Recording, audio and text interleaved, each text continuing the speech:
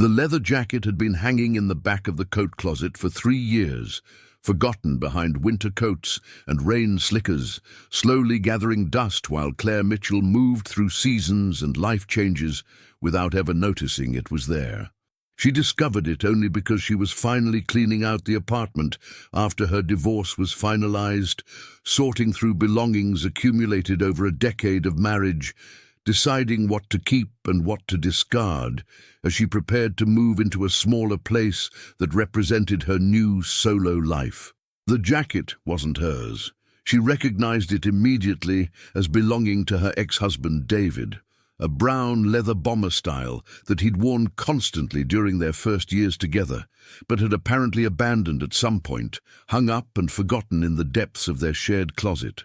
Claire pulled it out, intending to add it to the donation pile, but habit made her check the pockets first, a precaution learned from too many times finding wadded receipts or forgotten cash that would have been lost if she'd donated clothes without checking. The inside pocket yielded a folded piece of paper, edges soft with age, the kind of wear that suggested it had been carried and refolded many times before being left in this jacket. Claire unfolded it carefully, expecting a shopping list or directions to some long-ago destination, finding instead a letter written in handwriting she didn't recognize, addressed to David, but with no return address, no postmark, no envelope. The letter was dated 8 years ago, which would have been 2 years into their marriage, during what Claire had believed was the happiest period of their relationship, before jobs got stressful and conversations became arguments, and the slow drift toward divorce began. The first line made Claire's hands start shaking. "David, I know we agreed this was a mistake, but I can't stop thinking about that weekend in Portland.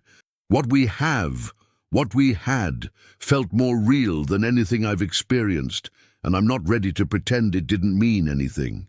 Claire read the entire letter standing in her closet, her packed boxes surrounding her, the evidence of her ended marriage suddenly revealing that the end had perhaps begun much earlier than she'd believed, that the foundation had been cracked long before the visible collapse. Before we explore what that letter revealed and how it changed everything Claire thought she knew about her marriage, make sure to hit that subscribe button and turn on notifications so you don't miss the rest of this story. Drop a like if you're already hooked and leave a comment telling me what country and city you're watching from. I love seeing our global community connect over stories about the secrets that hide in plain sight, waiting for the exact wrong moment to surface and force us to reconsider everything we thought we understood. There's something uniquely devastating about discovering evidence of betrayal years after the fact, about learning that the history you've been carrying was fundamentally false, that the timeline you believed had been happening around you was actually just the visible surface of a much more complicated reality. Claire had spent the past year processing her divorce, working through therapy and difficult conversations with friends, constructing a narrative about how her marriage had failed gradually, how she and David had slowly grown apart, how their split had been sad but understandable, the natural end of a relationship that had run its course. Finding this letter demolish that careful narrative revealed that her marriage hadn't gradually eroded, but had been fundamentally compromised much earlier than the timeline she'd been using to understand and accept what happened. The affair, because that's clearly what the letter described, had taken place 8 years ago in Portland during a weekend when David had supposedly been at a work conference. Claire remembered that trip, remembered him coming home distracted and distant, remembered thinking at the time that something felt off, but dismissing her instincts because she trusted him, because questioning felt paranoid, because she'd wanted to believe everything was fine. The letter had been written by someone named Alex. The signature at the bottom was ambiguous enough that Claire couldn't determine gender, though the emotional intensity suggested romantic involvement regardless of the specifics. Alex had written about connection and chemistry, about conversations that lasted until dawn, about feeling understood in ways that usually eluded them, about the impossibility of their situation and the tragedy of having to walk away from something that felt significant. Claire sat down on her bedroom floor, surrounded by half-packed boxes, and read the letter again, trying to piece together what had happened based on these few paragraphs. David had gone to Portland for a conference. That part was true. He'd met someone there, Alex, and they'd spent a weekend together that had clearly been intimate and emotionally intense. David had apparently told Alex it was a mistake, had ended whatever had started between them, had returned home to his marriage, and had somehow managed to hide the entire episode so effectively that Claire had never suspected anything was wrong beyond a day or two of distraction that she'd attributed to work stress. The letter suggested Alex had struggled with the ending, had wanted more, had written this plea for David to reconsider, to acknowledge what they'd shared, to not dismiss it as meaningless. Whether David had ever responded, whether he'd continued contact with Alex, whether this had truly been a one-time incident or part of a longer pattern, none of that was clear from the letter itself. What was clear was that David had kept this letter, had carried it in his jacket pocket for some period of time before hanging up the jacket and forgetting about both the garment and its hidden contents. Claire tried to reconstruct the timeline, tried to remember when David had stopped wearing this jacket, tried to understand whether keeping the letter meant he'd cherished the memory or simply hadn't gotten around to destroying evidence. She couldn't remember exactly when the jacket had disappeared from rotation, couldn't pinpoint a moment when David had suddenly stopped wearing it, which suggested it had been gradual, unremarkable, the kind of wardrobe shift that happens without anyone noticing. The jacket had ended up in the back of their closet, the letter had stayed in its pocket, and both had been forgotten, preserved accidentally, while their marriage continued for another 8 years, before finally collapsing under the accumulated weight of problems that Claire now wondered might have originated with this hidden betrayal. She spent the rest of the afternoon sitting with the letter, reading it repeatedly, trying to decide what to do with this information that felt both explosive and obsolete, both vitally important and utterly pointless. Her divorce was finalized. She and David had already divided their assets, already signed papers, already told friends and family that they were done, already moved emotionally and practically towards separate lives. What purpose would confronting him serve at this point? What would she gain by demanding explanations for something that happened 8 years ago, that he'd apparently ended, that she'd never known about during their marriage? Part of her wanted to call him immediately, to demand the full story, to understand exactly what had happened in Portland and whether there had been other incidents she'd never discovered. Part of her wanted to burn the letter and pretend she'd never found it, to protect the narrative she'd constructed about their marriage and divorce, to avoid reopening wounds that were finally starting to heal. And part of her wanted to track down Alex, to hear their version of events, to understand what her husband had been like with someone else, what he'd said and done that had created this intense connection that prompted such emotional correspondence. Claire had always prided herself on being rational, on thinking through problems systematically before acting, but this discovery had short-circuited her normal processing, left her feeling unmoored and uncertain about which instinct to follow. She called her best friend Nina, explained what she'd found, read the letter aloud over the phone. Nina's response was immediate and emphatic. Claire should confront David, should demand answers, should not let him get away with keeping this secret even though their marriage was over. But Nina had been angry on Claire's behalf throughout the divorce process, had never liked David, had thought Claire was too forgiving about the breakup, had wanted her to fight harder for a more favorable settlement. Claire trusted Nina's loyalty, but wasn't sure she trusted her judgment on this particular question, wasn't sure that confrontation would provide anything except additional pain and the confirmation that her marriage had been even more of a lie than she'd already accepted. She decided to sit with the information for 24 hours before doing anything, to let the initial shock fade and see what instinct emerged as she processed the discovery. She finished packing that evening, the jacket and its letter sitting on her bed like evidence at a crime scene, demanding attention she wasn't ready to give. She ordered takeout and ate mechanically, scrolling through her phone but not really seeing anything, her mind circling around questions that had no satisfying answers. Had David loved Alex, or had it been purely physical? Had he ended it because he'd chosen Claire, or because the situation was inconvenient? Had he thought about Alex during the remaining years of their marriage? Or had he successfully forgotten about the weekend in Portland the way he'd forgotten about the jacket in the closet? Had there been other incidents, other Alex, other letters Claire hadn't found because they'd been destroyed or hidden more successfully?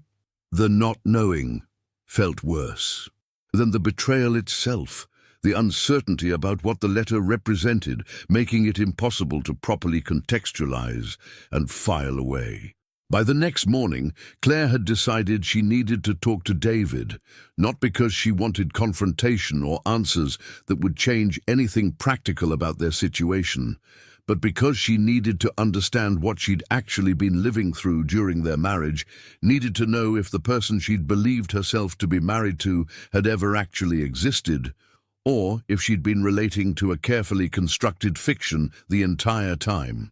She texted David, asking if they could meet for coffee, keeping her tone neutral, giving no indication of what she wanted to discuss. He agreed, suggesting a cafe near his new apartment, a place they'd never been together, neutral ground for whatever conversation she wanted to have. They met that afternoon, and Claire brought the letter, carried it in her purse like documentation for an argument she wasn't sure she wanted to have. David looked good, she noticed with irritation. The divorce had been harder on her than on him, had left her exhausted and questioning everything, while he seemed to have transitioned smoothly into his new life.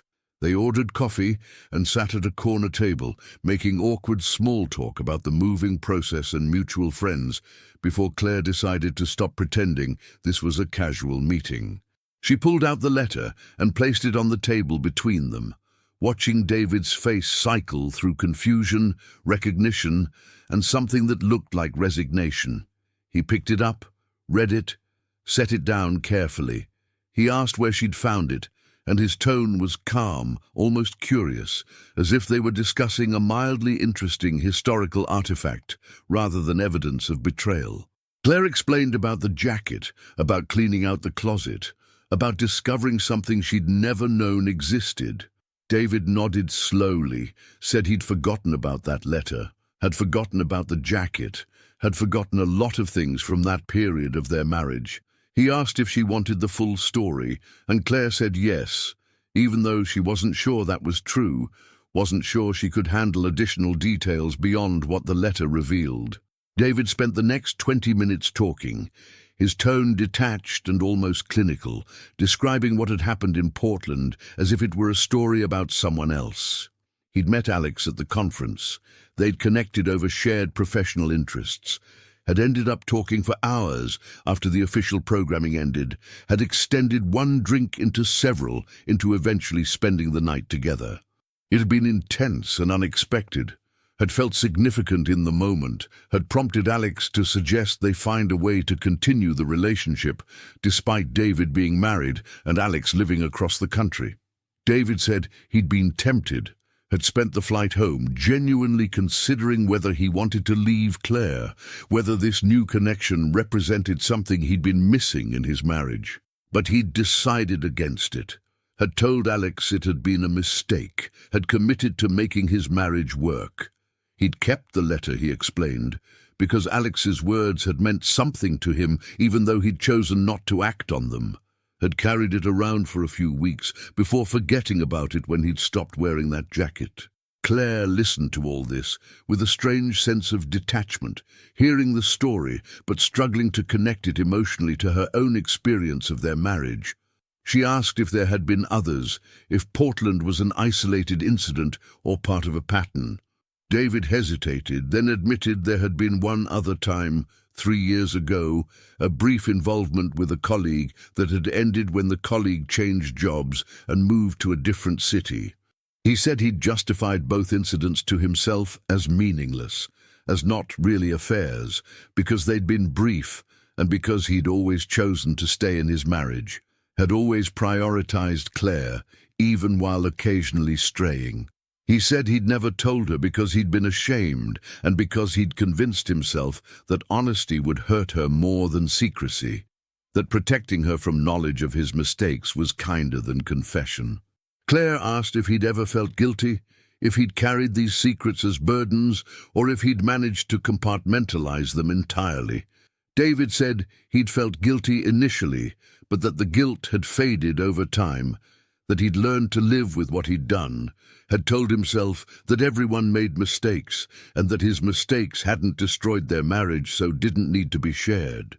Hearing this, hearing David describe his calculated decision to keep secrets, to lie by omission for years, to prioritize his own comfort over her right to know the truth about their relationship, Claire felt something shift inside her.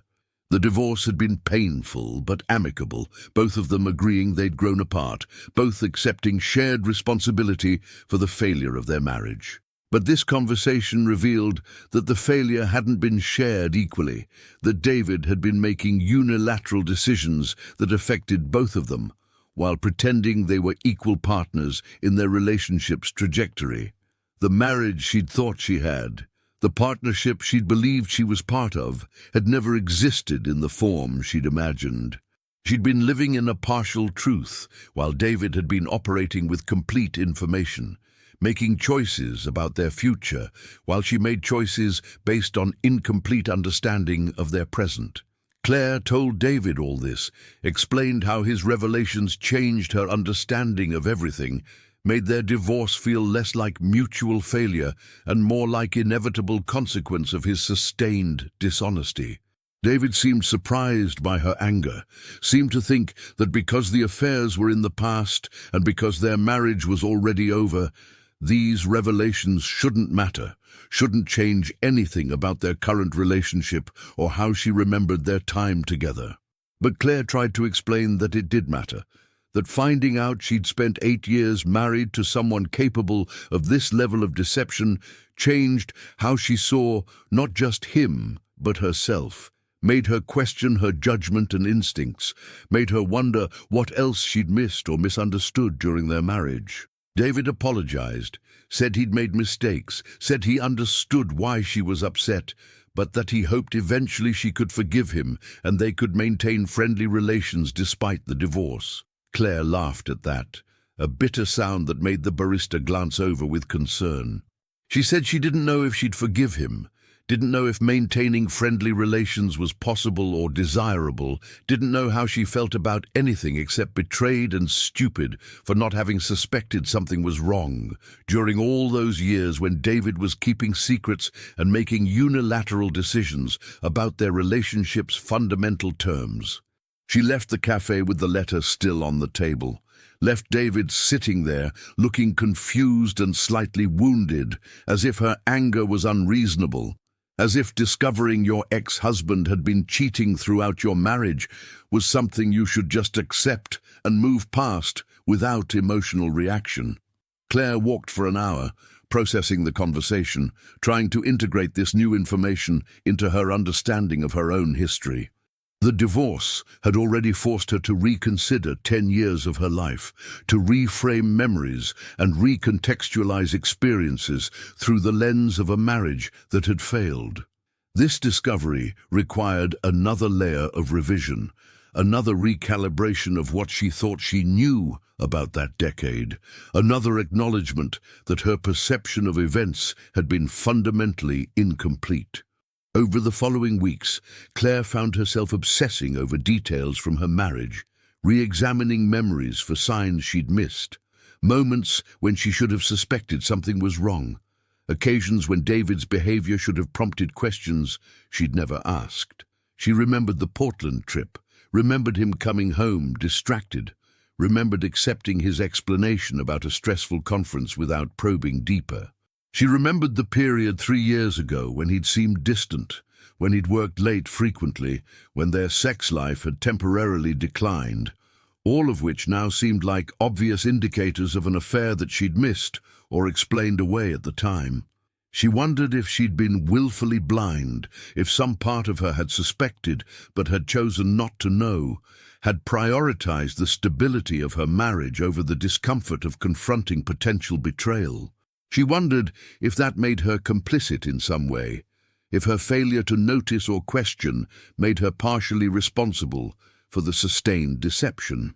Her therapist helped her work through these thoughts, helped her understand that David's choices to deceive had been his alone, that she couldn't have known what she wasn't told, that trust in a relationship meant assuming good faith until given clear reason to believe otherwise. The therapist also helped Claire see that finding the letter, while painful, had actually been valuable because it had shattered the false narrative she'd been using to process her divorce, had forced her to confront the reality that her marriage had failed, not because two people gradually grew apart, but because one person had repeatedly violated their commitment, while the other person had invested sincerely in a relationship that wasn't what she believed it to be. That distinction mattered, the therapist explained, because it changed what Claire needed to learn from the experience, changed what she needed to guard against in future relationships, changed how she should think about her own judgment and instincts.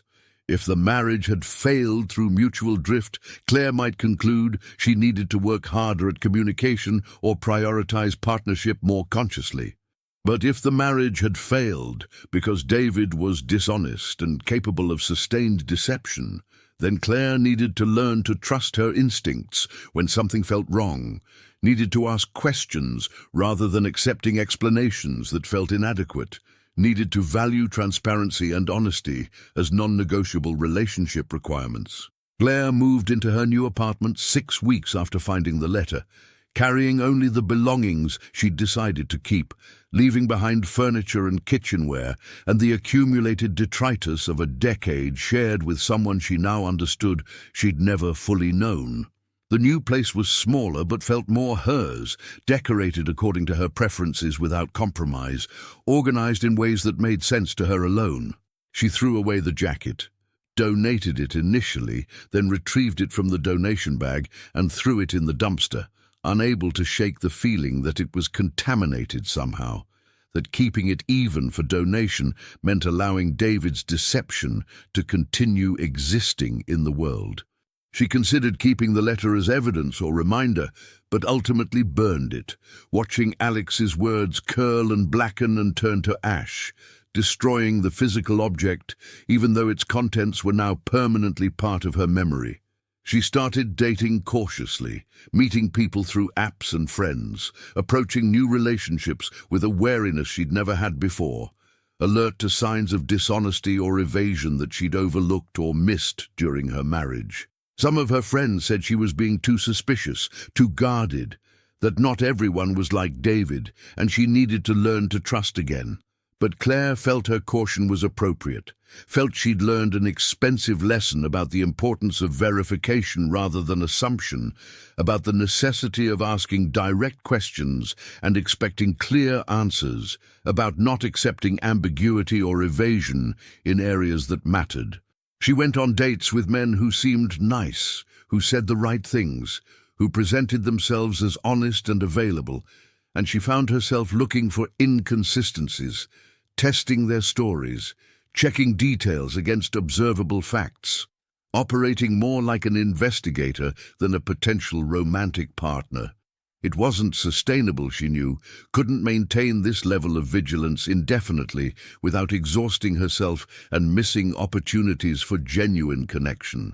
But she also couldn't unlearn what the letter had taught her, couldn't forget that people were capable of impressive deception, that trust wasn't always warranted, that the surface of someone's life might conceal depths of dishonesty that years of proximity wouldn't reveal.